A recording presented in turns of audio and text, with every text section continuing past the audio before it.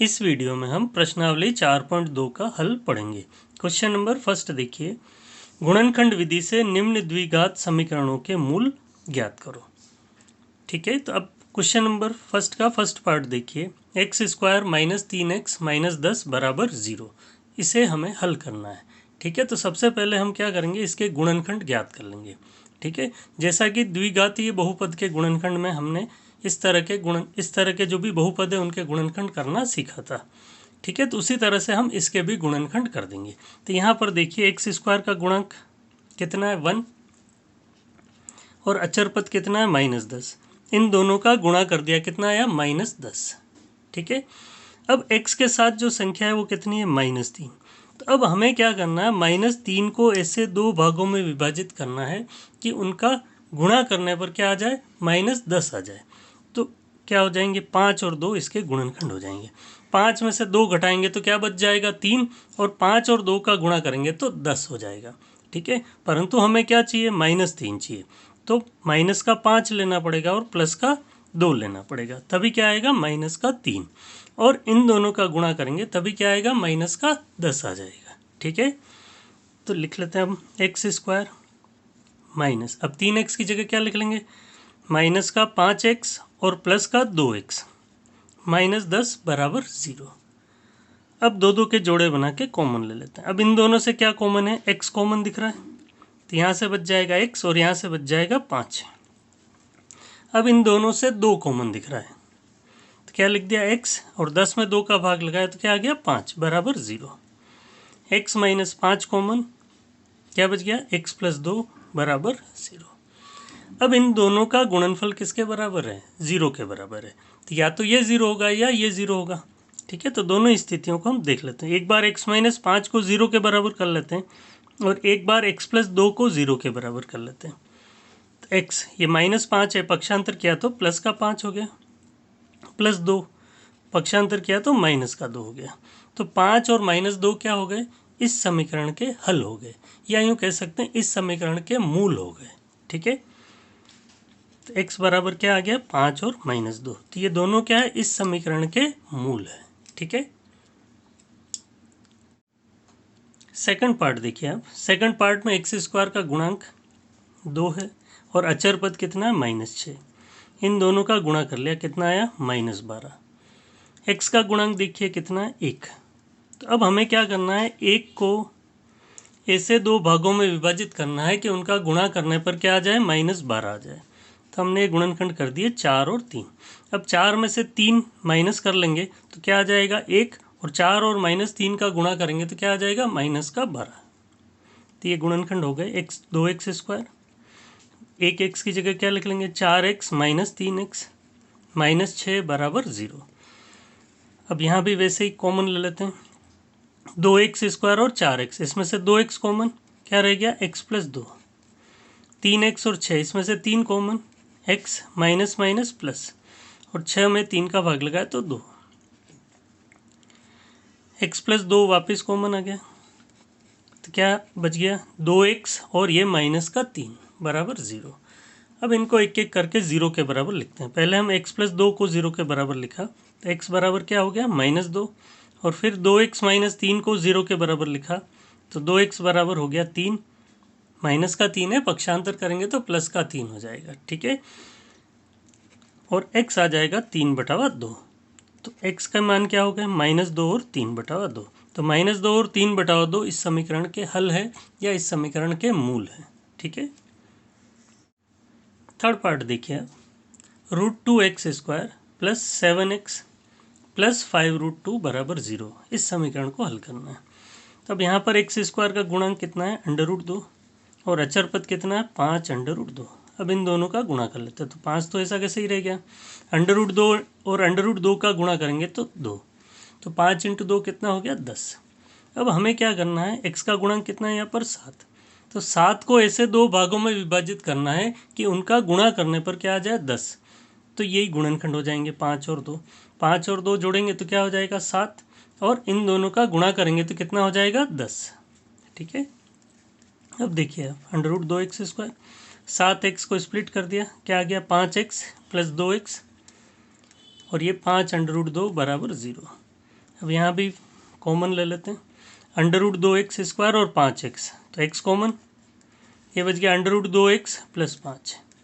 अब 2 और √2 में से √2 कॉमन है, तो यहाँ से बच जाएगा √2x और यहाँ से बच जाएगा 5 बराबर 0। एक बार और देख लीजिए आप, 2x और 5 √2, मतलब 2 के टुकड़े करते हैं तो √2 और √2 आते हैं, और ये 5 √2 है ये। तो अब इन दोनों में से आप देखिए, जैसे √2 कॉमन लिया तो ये लिख दिया, तो क्या बच गया √2x और +5 ये बच जाएगा। ठीक है, अब ये कॉमन आ जाएगा और क्या बच गया x + √2 बराबर 0। अब इनको एक एक करके 0 के बराबर लिख लेंगे, √2x + 5 बराबर 0 और x + √2 बराबर 0।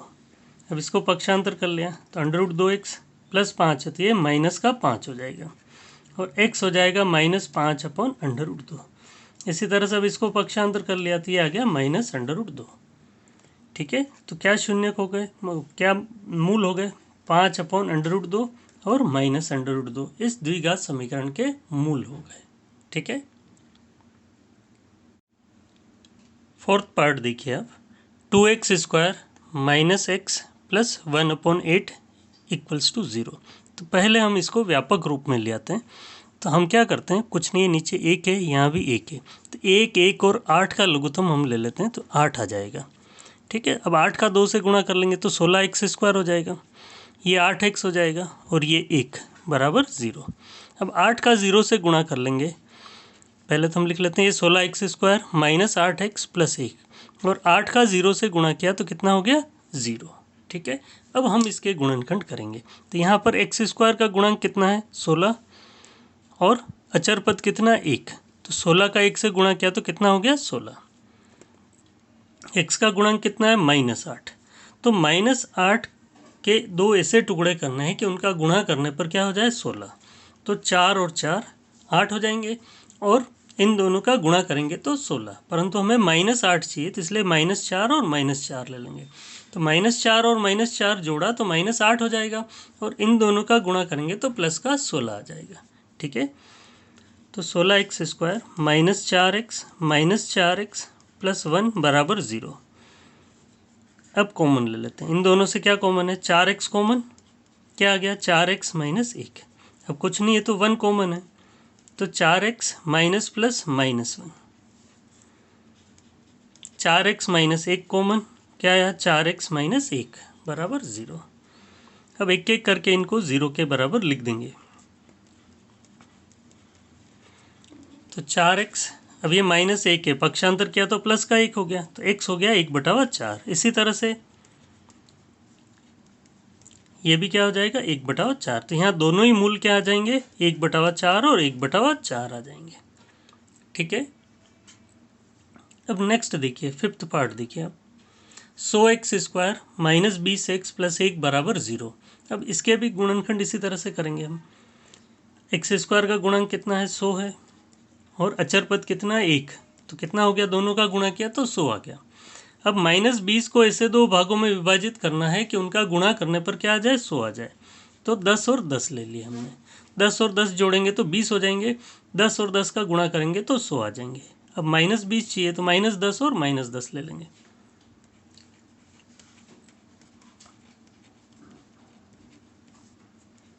अब देखिए आप यहाँ पर वैसे ही कॉमन ले लेते हैं, 10x कॉमन, क्या रह गया 10x - 1, कुछ नहीं है तो यहाँ से 1 कॉमन, क्या आ गया 10x - + -1 बराबर 0, 10x - 1 कॉमन, क्या रह गया 10x - 1 बराबर 0। अब इनको एक एक करके 0 के बराबर कर लेंगे,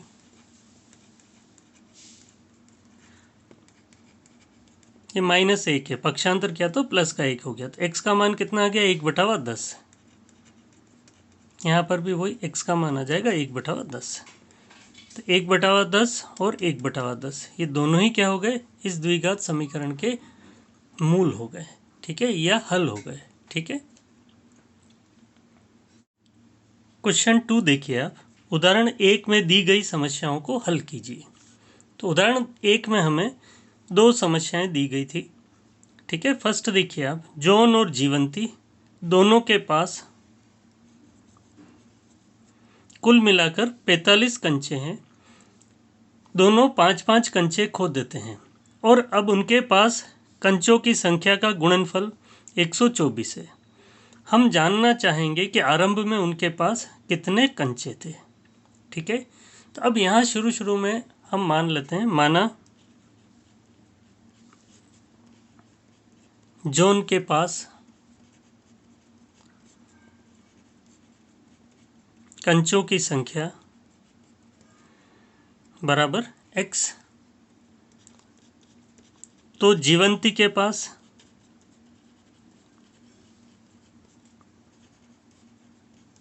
कंचों की संख्या, अब यहाँ देखिए कुल कंचे कितने हैं, 45 है। ठीक है, तो 45 में से अगर x जॉन के पास है तो बचे हुए 45 माइनस x किसके पास हो जाएंगे, जीवंती के पास हो जाएंगे।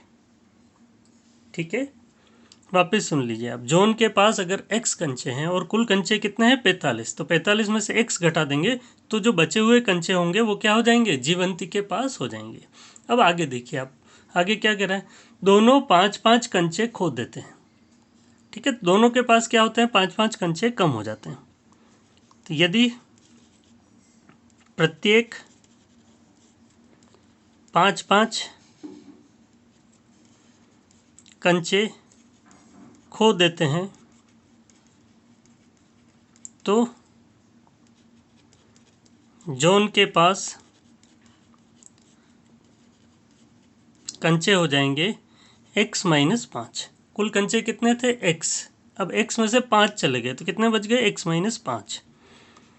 और जीवंती के पास कितने कंचे हो जाएंगे, पहले कितने थे, 45 माइनस x, अब इसमें से 5 चले गए तो 5 चले गए तो 45 में से 5 घटा दो तो कितने रह जाएंगे, 40, तो 40 माइनस x कंचे रह जाएंगे। ठीक है, अब हमें क्या दिया हुआ है, कंचों की संख्या का गुणनफल दिया हुआ है, तो कंचों की संख्या का गुणनफल निकाल लेते हैं। तो इनका गुणनफल क्या हो जाएगा, x माइनस 5 और 40 माइनस x, ये कंचों की संख्या का गुणनफल है।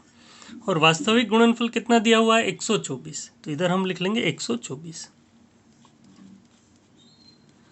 ठीक है, अब हम इनके गुणनखंड, अब इनको गुणा कर लेते हैं और आगे गुणनखंड ज्ञात कर लेते हैं। तो x का 40 से गुणा किया तो 40x आ गया, x का x से किया तो x स्क्वायर, 5 का 40 से किया तो 200, माइनस 5 का माइनस x से किया तो प्लस 5x आ जाएगा। ठीक है, अब इन सबको इधर पक्षांतर कर लेंगे, तभी देखिए माइनस एक्स स्क्वायर इधर आएगा तो प्लस का एक्स स्क्वायर हो जाएगा, माइनस का 40x हो जाएगा, माइनस का 5x, प्लस का 200 और प्लस का 124, ये है ये। ठीक है, एक बार वापस देख लीजिए, इन सबको इधर पक्षांतर कर लिया। ठीक है, माइनस एक्स स्क्वायर है तो प्लस का एक्स स्क्वायर हो जाएगा, प्लस का 40 है तो माइनस का 40, प्लस का 5 है तो माइनस का, और इसी तरह से माइनस है तो ये प्लस का, ये 45x हो गया। और इन दोनों को जोड़ा तो हो गया 324 बराबर 0। अब हम इसके गुणनखंड कर लेते हैं। तो एक्स स्क्वायर का गुणन कितना, 1, और अचर पद कितना है, 324। तो इन दोनों का गुणा किया तो 324 हो गया। ठीक है, अब x का गुणांक देखिए कितना है, -45। तो -45 को ऐसे दो भागों में विभाजित करना है कि उनका गुणा करने पर क्या आ जाए, 324 आ जाए। तब ये बड़ी संख्या है तो इसके टुकड़े आप इस तरह से करके कर लेते हैं। 2 का भाग लगाया 81 आया, 3 का भाग लगाया 27 आया, 3 का भाग लगाया 9 आया, 3 का भाग लगाया 3 आया। अब इनको इस तरह से अरेंज करते हैं कि 45 आ जाए।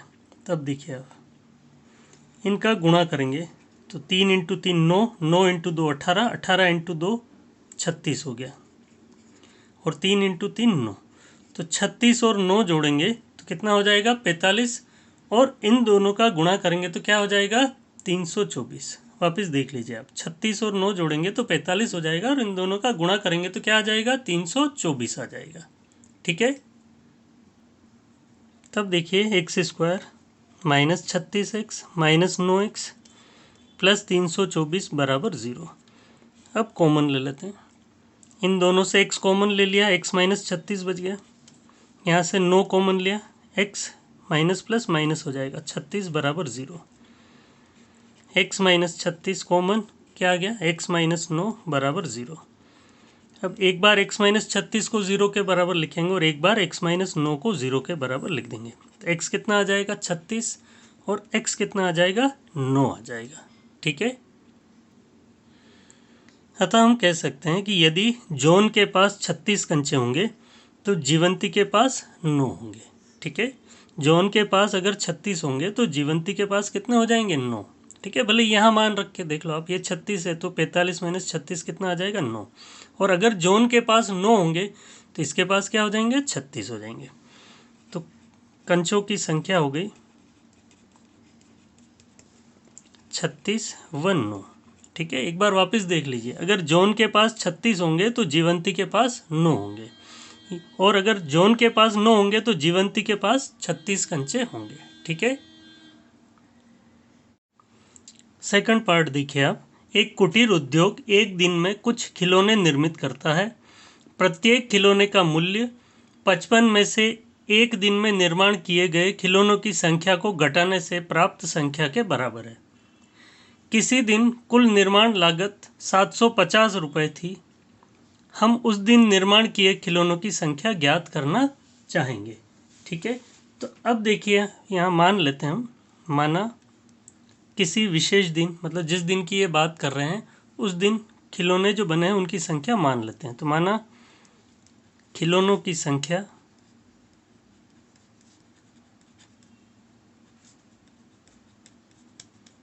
x मान ली। ठीक है, अब हमें क्या कह रहा है, प्रत्येक की लागत क्या होगी।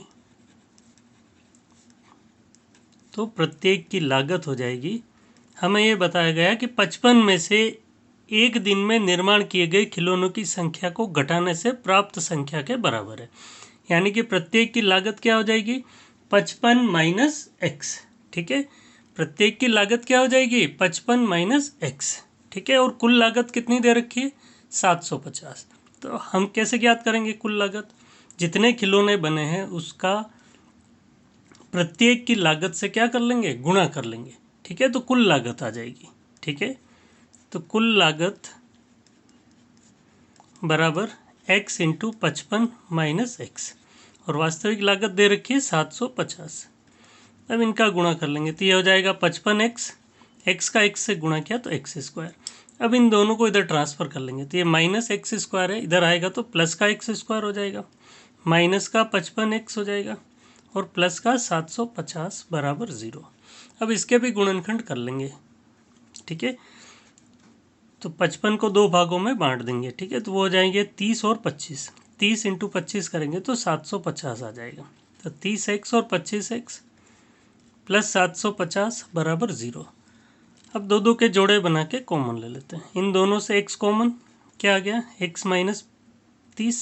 ठीक है, और यहाँ से दोनों से 25 कॉमन तो x माइनस प्लस माइनस 30 बराबर 0। x माइनस 30 कॉमन तो क्या बच गया x माइनस 25 बराबर 0। अब इनको एक एक करके 0 के बराबर लिखेंगे। x माइनस 30 बराबर 0 और x माइनस 25 बराबर 0। तो x कितना हो गया 30 और x कितना हो गया 25। ठीक है, यानी कि अगर खिलौनों की संख्या 30 होगी तो प्रत्येक की लागत कितनी आ जाएगी 55 माइनस 30 यानी कि 25 रुपये। और खिलौनों की संख्या अगर 25 होगी तो ये लागत कितनी आ जाएगी 55 माइनस 25 यानी कि 30 रुपये। ठीक है, मैं यहाँ लिख देता हूँ, यदि कुल खिलौने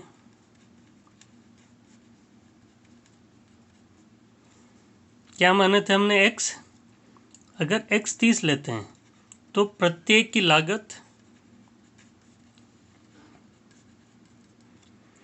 55 माइनस एक्स यानी कि 55 माइनस 30 कितनी हो जाएगी 25 रुपये। और इसी तरह से अगर कुल खिलौनों की संख्या हम 25 लेते हैं तो प्रत्येक की लागत क्या हो जाएगी 30 रुपये। ठीक है, अगला क्वेश्चन देखिए, ऐसी दो संख्याएं ज्ञात करो जिनका योग 27 हो और गुणनफल 182 हो। ठीक है, तो मान लेते हैं हम, माना एक संख्या x है तो दूसरी संख्या क्या होगी? देखिए यहाँ पर दो संख्याओं का योग 27 है, एक संख्या हमने x मान ली, तो दूसरी संख्या क्या हो जाएगी? 27 माइनस x हो जाएगी। ठीक है, एक संख्या हमने x मानी है तो दूसरी संख्या क्या हो जाएगी? 27 माइनस x। क्यों? क्योंकि दोनों का योग क्या है? 27 है, इसलिए। अब यहाँ पर आगे हमें क्या दिया हुआ? संख्याओं का गुणनफल दे रखा है, संख्याओं का गुणनफल। संख्याएं क्या मानी हमने? x, और दूसरी संख्या क्या मानी? 27 माइनस x। अब इन दोनों का गुणनफल, ये तो हमने गुणा कर लिया, और एक्चुअल गुणनफल कितना दे रखा है? 182, तो हमने ये 182 लिख दिया।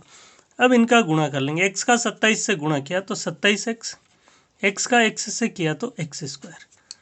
अब इन दोनों को पक्षांतर कर लेंगे। ठीक है, तो एक्स स्क्वायर माइनस का इधर आएगा तो प्लस का एक्स स्क्वायर हो जाएगा, प्लस 27 से इधर आएगा तो माइनस का 27x हो जाएगा, और ये 182 एज इट इज रहेगा बराबर 0। तो अब ये एक द्विघात समीकरण बन गया। अब इस द्विघात समीकरण को हल करेंगे तो हल करने पर हमें संख्याएं प्राप्त हो जाएगी। ठीक है, अब हम इसके गुणनखंड कर लेते हैं। तो देखिए एक्स स्क्वायर का गुणांक कितना है? 1, और अचर पद कितना है? 182। दोनों का गुणा किया तो 182 आ गया। अब x का गुणांक कितना है? -27। तो -27 को ऐसे दो भागों में विभाजित करना है कि उनका गुणा करने पर 182 आ जाए। ठीक है, तो 182 के गुणनखंड कर लेते हैं।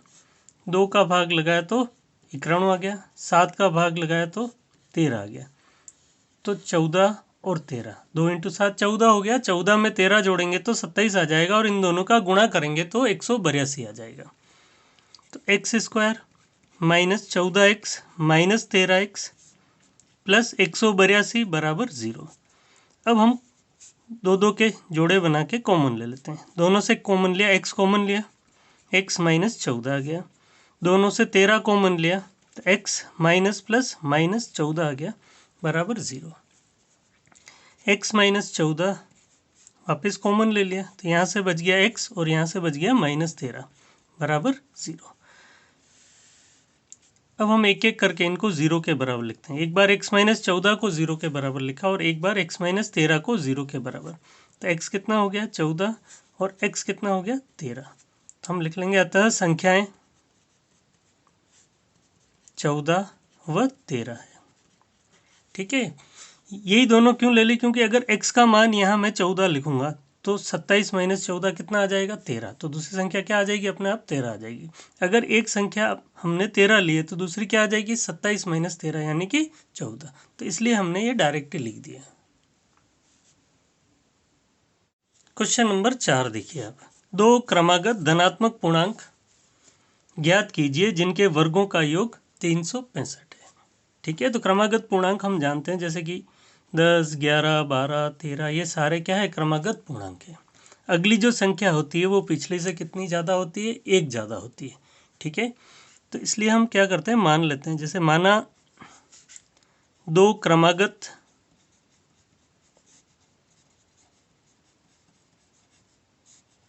धनात्मक पूर्णांक x व x प्लस 1 है।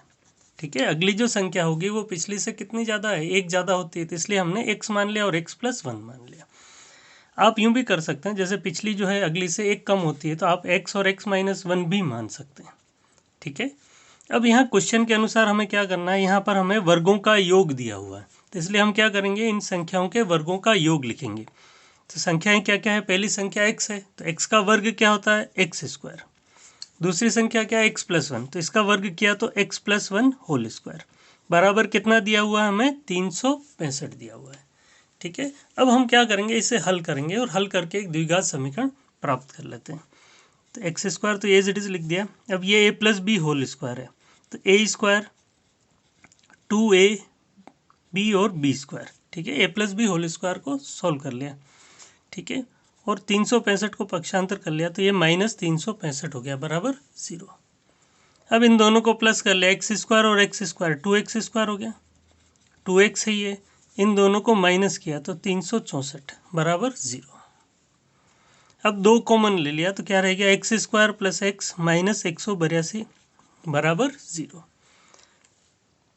अब 2 तो 0 होगा नहीं, क्योंकि दोनों का गुणनफल 0 है, तो 2 तो 0 होता नहीं, तो इसलिए यही 0 होगा। अब इसका भी गुणनखंड पिछले प्रश्न में किया उसी तरह से कर लेंगे। ठीक है, एक्स स्क्वायर का गुणांक 1 है और अचर पद कितना है 182 माइनस का, तो माइनस 182 आ गया। अब हमें क्या करना है, एक्स का गुणांक कितना है 1, तो 1 को ऐसे दो भागों में विभाजित करना है कि उनका गुणा करने पर क्या आ जाए 182 आ जाए, तो 14 और 13। ठीक है, 14 में से 13 माइनस करेंगे तो 1 आ जाएगा, और 14 और माइनस 13 का गुणा करेंगे तो माइनस 182 आ जाएगा। तो x square plus 14x minus 13x minus 182 बराबर 0। अब दो के जोड़े बना के कॉमन ले लेते हैं। x कॉमन लिया, x प्लस 14 आ गया, 13 कॉमन लिया, x माइनस माइनस प्लस 14 बराबर 0। अब ये वापस कॉमन है,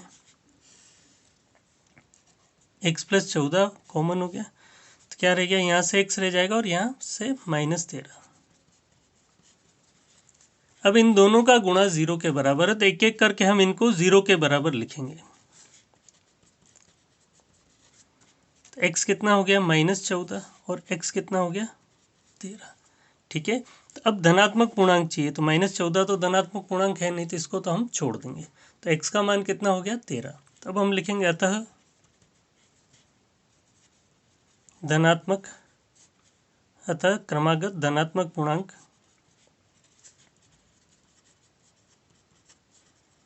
क्या क्या माने थे हमने, x और x प्लस 1 माने थे। तो x का मान 13 है, तो 13 प्लस 1 अगली संख्या क्या हो जाएगी 14 हो जाएगी। ठीक है, एक x कितना है 13, तो एक संख्या 13 हो गई, तो अगली क्या हो जाएगी 13 प्लस 1 14। तो ये दोनों क्या हो गए क्रमागत धनात्मक पूर्णांक हो गए।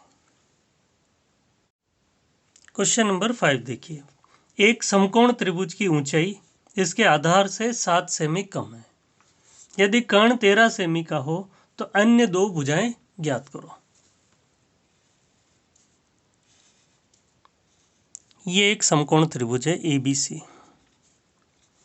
ठीक है, हमें क्या दिया हुआ है, ऊंचाई जो है वो आधार से कितना कम है 7 सेमी कम है।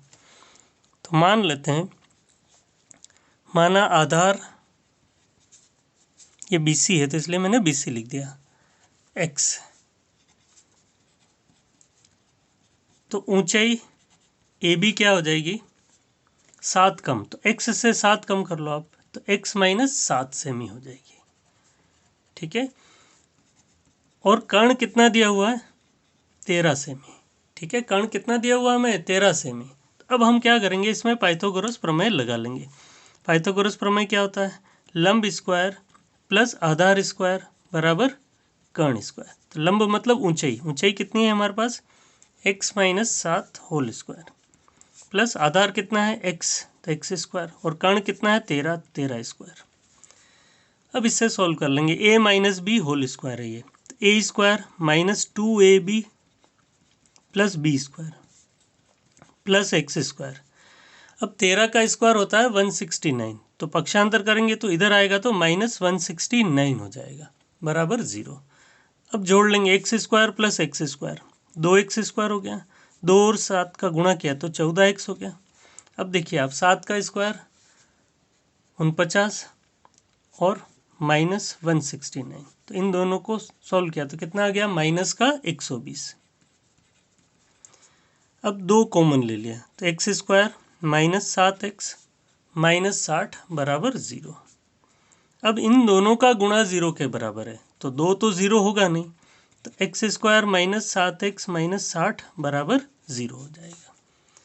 अब इसको द्विघात समीकरण, इस द्विघात समीकरण को हम हल कर लेते हैं। तो एक्स स्क्वायर का गुणांक 1 दे रखा है और अचर पद कितना दे रखा है माइनस 60, तो दोनों का गुणा किया तो क्या आ गया माइनस 60, और x का गुणांक कितना है -7, तो -7 को ऐसे दो भागों में विभाजित करेंगे कि उनका गुणा करने पर क्या आ जाए -60 आ जाए। तो हम 12 और 5 ले लेंगे, 12 में से 5 माइनस करेंगे तो 7 आ जाएगा, और इन दोनों का गुणा करेंगे तो 60 आ जाएगा। अब देखिए x square minus 12x plus 5x minus 60 बराबर 0। अब कॉमन ले लेते हैं, x कॉमन लिया इन दोनों से तो क्या बच गया x माइनस 12। इन दोनों से 5 कॉमन लिया तो x माइनस 12 बराबर 0। x माइनस 12 कॉमन तो क्या बच गया x प्लस 5 बराबर 0। x माइनस 12 बराबर 0 और x प्लस 5 बराबर 0। तो x कितना आ गया 12 और x कितना हो गया -5। तो -5 किसी की भुजा नहीं हो सकती है, ठीक है, क्योंकि भुजा लंबाई चौड़ाई ऊंचाई ये माप होती है, तो इसलिए ये ऋणात्मक नहीं हो सकती, तो इसलिए -5 नहीं लेंगे। तो x का मान क्या लेंगे 12 ही ले लेंगे, ठीक है। तब हम जो भी भुजाएं ज्ञात करनी वो लिख लेते हैं। BC हमने क्या माना था x, मतलब आधार क्या माना था x, तो x का मान कितना है 12, तो 12 सेंटीमीटर लिख दिया। फिर हमें ऊंचाई चाहिए, तो ऊंचाई क्या है हमारे पास AB, क्या माना था हमने x माइनस 7 माना था, तो ये x माइनस 7 लिख लिया। तो 12 माइनस 7 कितना हो गया 5 सेमी, ठीक है। तो ये दोनों ही क्या हो गई त्रिभुज की भुजाएं हो गई, ठीक है। 6th क्वेश्चन देखिए आप, एक कुटीर उद्योग एक दिन में कुछ बर्तनों का निर्माण करता है। एक विशेष दिन यह देखा गया कि प्रत्येक नग की निर्माण लागत उस दिन के निर्माण किए बर्तनों की संख्या के दुगुने से 3 अधिक थी। यदि उस दिन की कुल निर्माण लागत 90 रुपये थी तो निर्मित बर्तनों की संख्या तथा प्रत्येक नग की लागत ज्ञात करो। तो मान लेते हैं हम, माना बर्तनों की संख्या बराबर x, तो प्रत्येक की लागत, देखिए आप यहाँ क्या दे रखा है, प्रत्येक नग की निर्माण लागत उस दिन के निर्माण किए गए बर्तनों की संख्या के दुगुने से 3 अधिक थी। तो अभी बर्तनों की संख्या कितनी बनी है x, तो x का दुगुना कीजिए आप, कितना हो गया 2x, 3 अधिक थी तो इसलिए हमने 3 इसमें जोड़ दिया। वापस देखिए, जितने बर्तन बने थे उन बर्तनों की संख्या के दुगुने से 3 अधिक थी, तो इसलिए हमने क्या किया था x का दुगुना कर लिया 2x और 3 अधिक प्लस 3 हमने कर दिया, तो ये प्रत्येक की निर्माण लागत हो गई, ठीक है। अब हमें क्या दे रखा है, कुल लागत दे रखी है। तो कुल लागत कैसे प्राप्त होगी, जितने बर्तन बने हैं उसका प्रत्येक की लागत से गुणा कर देंगे तो क्या आ जाएगा, कुल लागत आ जाएगा। तो कुल लागत कितनी है 90, तो ये लिख दिया। अब जैसे एक पेन 5 रुपए का और 10 पेन लाए तो कुल लागत 50 रुपये होगी, तो वैसे ही यहाँ पर x बर्तन बने और प्रत्येक बर्तन की लागत ये दे रखी थी, इसलिए कुल लागत दोनों का गुणा होगी, ठीक है। अब इनका गुणा कर लेते हैं, x का 2x से गुणा किया तो 2x स्क्वायर, x का 3 से किया तो 3x और 90 को इधर पक्षांतर कर लिया तो -90 बराबर 0। अब यहाँ भी वैसे ही गुणनखंड करेंगे। देखिए आप, एक्स स्क्वायर का गुणांक 2 दे रखा है और अचर पद कितना है -90, दोनों का गुणा किया तो माइनस का 180 आ गया। अब x का गुणांक कितना है 3, तो 3 को ऐसे 2 भागों में विभाजित करना है कि उनका गुणा करने पर क्या आ जाए माइनस का 180 आ जाए। तो 15 और 12 ले लेंगे, प्लस 15 और -12, तो 15 में से 12 माइनस होगा तो कितना आ जाएगा 3, और इन दोनों का गुणा करेंगे तो माइनस का 180 आ जाएगा।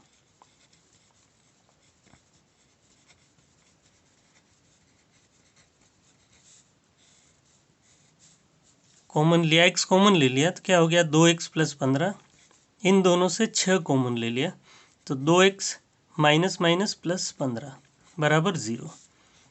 2x प्लस 15 कॉमन ले लिया तो क्या बच गया x माइनस 6 बराबर 0।